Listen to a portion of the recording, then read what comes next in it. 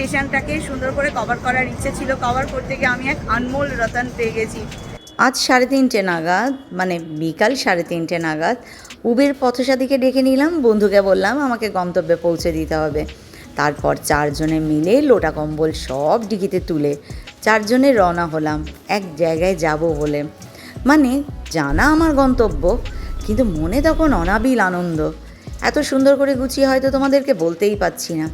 চোখের সামনে শিয়ালদা স্টেশনটাকে দেখে আনন্দ রাতারাতি যেন দ্বিগুণ হয়ে যাবার মতো হলো। এত আনন্দ, ভিডিও করব নাকি অডিও দেব, এই নিয়ে বড় দ্বিধায় পড়েছিলাম। এখন শিয়ালদা স্টেশনটা ভীষণ সুন্দর করে দিয়েছে, এয়ারপোর্টের থেকে কোনো অংশে কম লাগে না কিন্তু।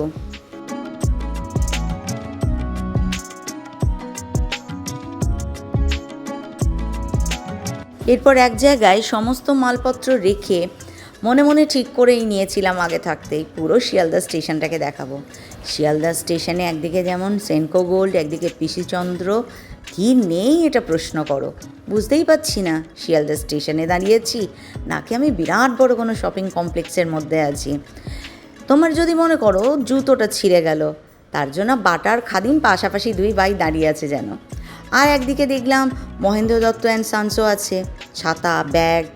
তো সুতরাং এখন শিয়ালদা স্টেশনটা এমন হয়ে গেছে যে এক ছাদের নিচে সবটুকু, কিন্তু খুব সুন্দর করে সাজানো গোছানো।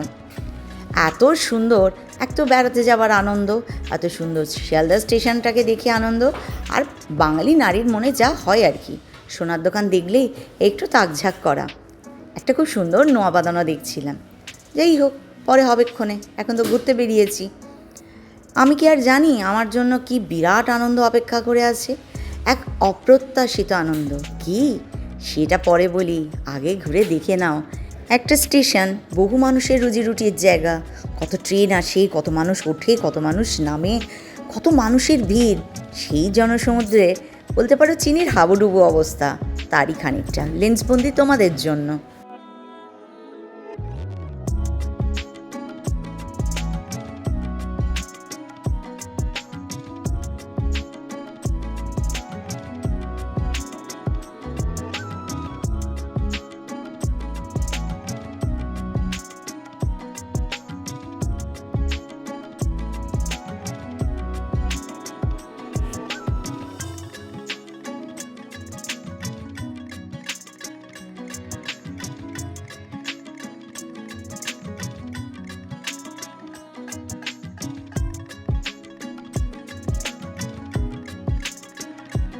দেখো আজকে আমার কতদিনের সাধনা সফল হয়েছে বলো না। তুমি যদি চাও, অন্তর থেকে চাইলে তোমার সব ইচ্ছা পূর্ণ হবে। আমার পাশে দাঁড়িয়েছে, এটা আমার ভাই।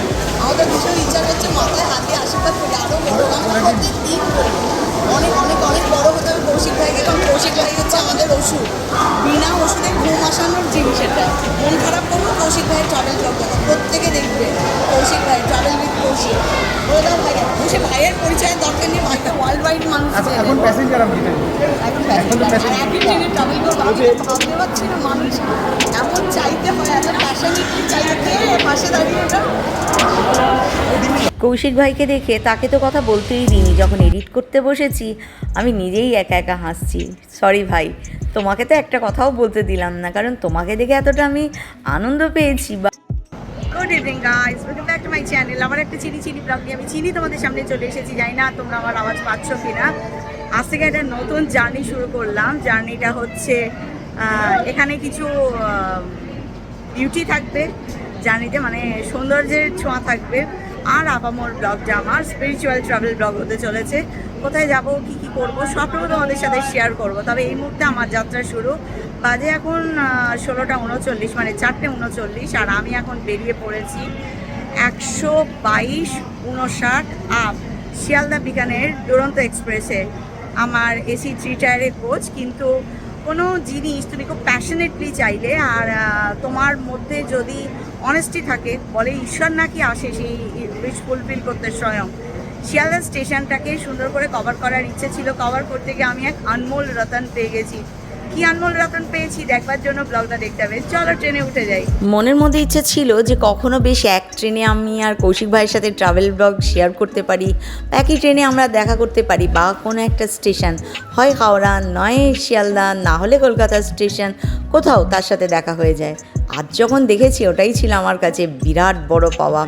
অথচ মানুষটা এতটাই ডাউন টু আর্থ যে সে যে আমার সাথে কতক্ষণ কথা বলেছে তার মনে হয় কোনো হিসেব নেই। অনেকক্ষণ ধরে কি সুন্দর কথা বললো, গল্প করলাম। সব মানুষ বড় হলেই যে অহংকারী হয় বা পয়সা রোজগার করলেই যে অহংকারী হয় তা কিন্তু নয়। এদিক থেকে বিরল থেকে বিরলতম হলো কৌশিক ভাই, মানে ট্রাভেল উইথ কৌশিকের কৌশিক ভাই। আমাকে দেখে আমি প্রশ্ন করেছিলাম, আচ্ছা ভাই তুমি চিনতে পারছো যে আমার সাথে এতগুলো কথা বললে? তখন আমাকে উত্তর দিল, চিনতে পারবো না, আমি তো ইনস্টায় কথা বলি। তার মানে কৌশিক ভাই চিনিদিকে চিনতে পেরেছে। ওয়াইটিতে এর থেকে দামি জিনিস আর আমার কাছে কি আছে বলো। ভাইয়ের কাছে শুনছিলাম কোথা থেকে কীভাবে যাব, এখন কতটা বরফ কোথায় গেলে পাবো। দুদিন আগেই ভাই সেই জায়গা ঘুরে এসেছে যেটা আমি যাচ্ছি। পরপর ভাইয়ের কিন্তু দুর্ধর্ষ সব ব্লগ গেছে, কাশ্মীর গেছে, তারপরে সিমলাতে গেছিলো, হিমাচল আর কি, সেটা কভার করেছে, সেখানে আছে। তারপর ভেরি সুন মানে লাক্ষাদ্বীপের ব্লগ গেছে। তো ভীষণ সুন্দর সুন্দর সব ব্লগ আছে। তোমরা যারা দেখোনি ওতে অবশ্যই দেখো কিন্তু। আর কৌশিক ভাইয়ের ব্লগ দেখতে দেখতে আমার ব্লগ দেখতে কেউ ভুলো না কিন্তু। আর যদি আমার ব্লগটা ভালো লাগে, মনে আছে তো কী করতে হবে, লাইক শেয়ার সাবস্ক্রাইব করতে হবে। চলো, ট্রেন জার্নি আমার সবথেকে প্রিয় জার্নি। কেন জানো? আমাকে তুমি কোটি টাকা দিলেও আমাকে যদি অপশান দাও প্লেন অথবা ট্রেন, আমি বলবো ট্রেন। আমার কাছে মনে হয় বাক্স প্যাঁটরা সব নিজের কাছে নিয়ে নিশ্চিন্তে নিজের জিনিসপত্র নিজের জিম্মায় রেখে কত মানুষ আসবে, কত বিকিকিনি করতে করতে জানলা দিয়ে দেখতে দেখতে একটা লম্বা গন্তব্যের দিকে মানে যাত্রা করতে পারি। কিছু জিনিস পিছনে ছেড়ে চলে যায়, বলে না জীবনে সব নিয়ে আগে এগোনো যায় না। আনন্দকে ক্ষণিকের জন্য নেবার জন্য কিছু চেনা জিনিসগুলোকে পিছনে রেখে আসতে হয়। তেমনই পিছনে চলে যাচ্ছে আমার চেনা পরিচিত গণ্ডিটা, আর আমি চলেছি আমার গন্তব্যের দিকে। যাওয়ার পথে এইটুকু সময়ের জন্য এই দুরন্তর ওই কোচটা B6, তার যতগুলো মানুষ প্রত্যেকেই সেই সময় আমার পরিবার। সকলের সাথে আলাপ হলো, গল্প করতে করতে চলে গেলাম। এখানে কিন্তু একটা দারুণ মিরাকেল হয়েছে, নেক্সট ব্লগে শেয়ার করব। এটা আমার মায়ের গিফট। দূরে দেখো মেট্রো যাচ্ছে, এগুলো বসে বসে লেন্স বন্দি করছিলাম। আমার মা আমার জন্য দুরন্ততে আমার কী উপহার রেখেছে নেক্সট ব্লগে শেয়ার করেছি কিন্তু। ব্লগের অপেক্ষা করো, ব্লগগুলো দেখতে ভুলো না, ভালো লাগলে কমেন্ট করতেও ভুলো না। ট্রেন ক্রমাগত এগিয়ে চললো। আর এই ট্রেন জার্নি বা গাড়িতে যখন আমি এই দুর্গাপুর এক্সপ্রেসওয়ে কভার করি, তখন আমার সবথেকে প্রিয় জায়গা, অনেক ব্লগে শেয়ার করেছি, সেটা আর কিছু না, মা ভবতারিণী। ট্রেনটিকে এত সুন্দর আমি মা ভবতারিণীকে নিয়েছি। মা ভবতারিণী, পাশে শিব মন্দিরগুলো, স্কাইওয়াকের সামনে দিয়ে দেখো এখন ক্রস করছি, এরপরই মা ভবতারিণী মন্দির, শিব মন্দির, পাশে মা গঙ্গা। মন একদম চিনি চিনি হয়ে গেল। মার দর্শন হয়ে গেলে আমার যেন দক্ষিণেশ্বরে ভবতারিণী মন্দিরের চূড়াটা দেখা হয়ে গেলেই মনে হয় সব পেয়েছি, দেশে আমি পৌঁছে গেছি। কেন কে জানে, মায়ের সাথে কোথাকার নাড়া আমার বাঁধা আছে। তো যাই হোক, এগুলোকে সমস্ত সুন্দর করে লেন্সবন্দি করলাম, মাকে প্রণাম করলাম। মাগো, বিরাট বড় জার্নির দিকে পা বাড়িয়েছি, এমন কিছু খুঁজতে চলেছি, তোমার আশীর্বাদ বিনা কিচ্ছু খুঁজে পাবো না। আশীর্বাদ করো, যা খুঁজতে বেরিয়েছি তা নিয়েই যেন আমি বাড়ি আসি। তোমাকে তো সাথে থাকতেই হবে, মায়ের আশীর্বাদ ছাড়া কি কোনো কাজ সফল হয়? তো চলো, ট্রেন ক্রমাগত এগিয়ে চললো। আমার মাও দেখো পিছনে আস্তে আস্তে একটু একটু করে মিলিয়ে যেতে থাকলো। কেন বলল, চিন্তা করিস না, খুব সুন্দর ঘুরে আসবি, আর যা খুঁজতে বেরিয়েছিস সেটাই তুই নিয়ে আসবি। মায়ের আশীর্বাদ পেয়ে ট্রেন যেন দুরন্ত গতিতে ছুটে চলেছে। আমারও ভীষণ ভালো লাগছিল। ট্রেনের মধ্যে বসে বসে দেখছিলাম কতবার ট্রেনটা পরিষ্কার করলো। বাই দ্য ওয়ে, আর একটা কথা বলার, ইন্ডিয়ান রেলওয়ে আমাদের কাছে গর্বের জিনিস। এগুলোকে রক্ষার দায়িত্ব শুধু কিন্তু 110 কিলোমিটার/আওয়ার স্পিডে দেখো এখন দুরন্ত দৌড়াচ্ছিল। আর এগুলোকে রক্ষার দায়িত্ব একা শুধু কিন্তু সরকারের বা রেলওয়ের নয়, আমাদেরও। যেখানে সেখানে পানের পিক ফেলবো না, জিনিসপত্র নোংরা করবো না, ওয়াশরুমগুলোকে বুঝে ইউজ করব। মাঝে মাঝে নিজেদেরকেও একটু লেন্সবন্দি করলাম। তারপর দুরন্ত দিয়ে গেল খাবার, কত কিছু। কচুরি ছিল, স্যান্ডউইচ ছিল, চিড়ে ভাজা ছিল, চা ছিল, আর একটা খুব সুন্দর শনপাপড়ি দিয়েছিল। এগুলো খেতে খেতে, আড্ডা দিতে দিতে, গল্প করতে করতে চারজনে মিলে ক্রমাগত এগিয়ে চললাম। আর একবার চা নিয়েছিলাম, এটা ওরাই দিয়ে গেছিলো। চা খেলাম, গল্প করলাম। ট্রেনে সব ভালো লাগে, কিন্তু এগুলো এই সময়টা সন্ধ্যের পরে ট্রাভেলটা একটু অন্ধকার, বাইরে তো দেখা যায় না, কিন্তু কতবার ওরা পরিষ্কার করে গেছে ট্রেনটাকে জানো। এটা খুব ভালো। দুরন্তর B6-এর যে যতজন অ্যাটেন্ডেন্ট ছিল প্রত্যেকে ভীষণ ভালো ছিল, যেন একদম মানে ঘরের মানুষ মনে হচ্ছিল। যখন যেটা বলেছি সেভাবেই উপকার করেছে। এই মুহূর্তে দুর্গাপুর ক্রস করছি, আর দুর্গাপুর আমার কাছে কত দুর্বল জায়গা তোমরা জানো।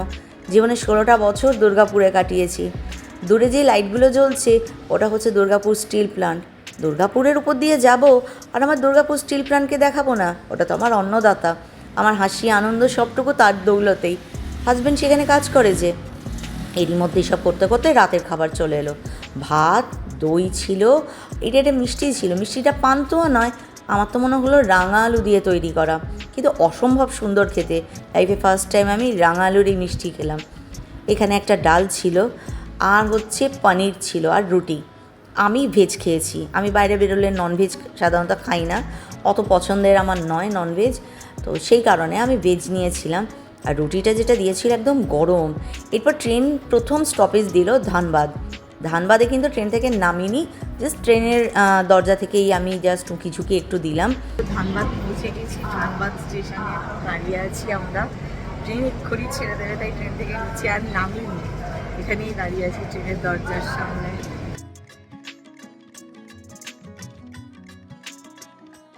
এরপর যেমনি ট্রেনটা ছাড়লো ধানবাদ স্টেশন, শুরু হয়ে গেল ট্রেনের মধ্যে তোড়জোড়। সবাই বিছনা করা শুরু করে দিয়েছে, ঘুমিয়ে পড়বে। আমি তো ইউটিউবার, সেটা তো আর কেউ জানে না। আমাদের তো রাত জাগা কাজ, রাত জাগা প্যাঁচা, কী করে 9টায় আমার ঘুম আসবে? কিন্তু সারাদিন খুব ক্লান্ত ছিলাম, যে কারণে আমি ঘুমিয়েও পড়েছি। রাত 1টার সময় ভোর 5টা বেজেছে ভেবে ট্রেন থেকে নেমে পড়েছিলাম, কারণ ট্রেন তখন পৌঁছে গিয়েছিল পণ্ডিত দীনদয়াল উপাধ্যায় স্টেশনে। এই মুহূর্তে ট্রেন এসে দাঁড়িয়েছে হচ্ছে মোগলসরাই, মানে পণ্ডিত দীনদয়াল উপাধ্যায় স্টেশনে। আর ট্রেন এখানে 10 মিনিট দাঁড়াবে, ওয়াশরুমগুলো ক্লিন করে, জল টল ভরে। আর এটা তো একটা জাংশন স্টেশন, তো এখানে এই মুহূর্তে পাস করে গেল আমাদের সামনে দিয়ে হচ্ছে নিউ দিল্লি হাওড়া রাজধানী গেল। তো আর উল্টো দিকে দাঁড়িয়ে আছে শিয়ালদা নিউ দিল্লি। এই ট্রেনটা আমাদের সাথেই আসছে, এটা আমাদের সাথে, মানে এবার ওরা ছাড়বে আর আমাদের ট্রেন মানে দুরন্ত জাস্ট ঢুকেছে পণ্ডিত দীনদয়ালে। এবার আমাদের অবস্থা কি, আমরা একটা হচ্ছে ইউটিউব করলে কি আর লেট নাইট শোয়া, তারপর একটু দেরিতে ওঠা, ট্রেনে তো বুঝতে পারছি না কটা বাজছে। ফলে আমি করেছি কি, ট্রেনেতে উঠে পড়েছি কোন সকালে, আমি ভাবছি এখন বাজে ভোর 5টা। আদতে এখন ভোর 5টা নয়, এখন বাজে হচ্ছে রাত 1টা।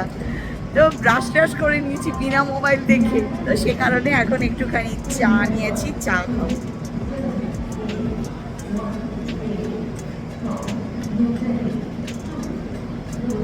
মোটামুটি মানে খুব ভালো না, আবার এরকম আমাদের রাত জাগার ফলস্বরূপও বলতে পারো। এরপর আর একদম ঘুমাইনি। সাইড লোয়ার বার্থের জানলাটায় বসে ক্যামেরা নিয়ে মাঝে মাঝে কোনো স্টেশন আসলে তুলেছি, কখনো কিছু মনে হলো তুলেছি, আর বসে বসে একটু যা ঝিমোনো বলতে পারো। সেই রাত 1টা থেকে জাগা। কখনো ট্রেন গেলে অন্ধকারের মধ্যে দিয়ে এই যে জানলা দরজায় যে লাইটটা জ্বলে, আমার দেখতে ভীষণ ভালো লাগে। যাদবপুরে আমার মা শাশুড়ির বাড়ি, একদম স্টেশন, যাদবপুর স্টেশনের গায়ে। আমার মা শাশুড়ির বাড়ির ভালো লাগার পিছনেরই একটাই কারণ ছিল, সন্ধ্যাবেলায় ট্রেনগুলো যখন যেত ওই জানলা দরজা দিয়ে আলোটা জ্বলতো, অনেকটা জোনাকি, মনে হয় রাশি রাশি জোনাকি যাচ্ছে। অদ্ভুত অদ্ভুত কিছু আমার ভালো লাগা আছে। কাদের তোমাদের আমার মতো এরকম ভালো লাগা আছে জানাতে ভুলো না কিন্তু। চলো, ট্রেন ঢুকে গেল কানপুর স্টেশনে। এত ঝাঁচকচকে স্টেশন কি বলি, মনে হয় কত কষ্ট সবাই করে চলেছে। ট্রেন এখন কানপুর স্টেশনে। কানপুর স্টেশনটা এত সুন্দর, আমি দেখছিলাম। ইন্ডিয়ান রেলওয়ে হচ্ছে আমাদের প্রাইড, আমাদের গর্ব। পরিষ্কার পরিচ্ছন্ন রাখছি, নিট অ্যান্ড ক্লিন রাখছি, বাট আমরাও তাকে যাতে নোংরা না করি, যত্রতত্র থুতু না ফেলি। তারপরে যে পান মশলার যে পিকটা লাল রঙের জায়গায় জায়গায় ক্যাম্পের মতো দিয়ে দেয় না, ওটা যাতে না ফেলি। যা খাচ্ছি নোংরাগুলো যাতে ডাস্টবিনে একটু কষ্ট করে ফেলি। আর হচ্ছে নিজের কোচটাকেও নোংরা না করি, প্ল্যাটফর্মটাকেও না করি। এটা আমাদের নিজেদেরও প্রপার্টি বটে, শুধু দেশের না, রক্ষা নিজেদেরকেও করতে হয়। চলো এখন আমি কী করছি তোমাদের দেখাই। চলো এইভাবেই চলতে চলতে আজকের মতো বিদায় নিই। রাত শেষে ভোর নামছে, প্রায় নামবো করছে আর কি। আমিও একটু চেষ্টা করি যদি দু চোখের পাতা লাগাতে পারি। সবাই ভীষণ ভালো থেকো।